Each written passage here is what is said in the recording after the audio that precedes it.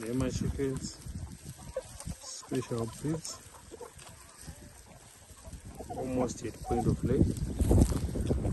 They are together because they have not started breeding, so sometimes we let them out just to enjoy the sunburst as well as the pasture.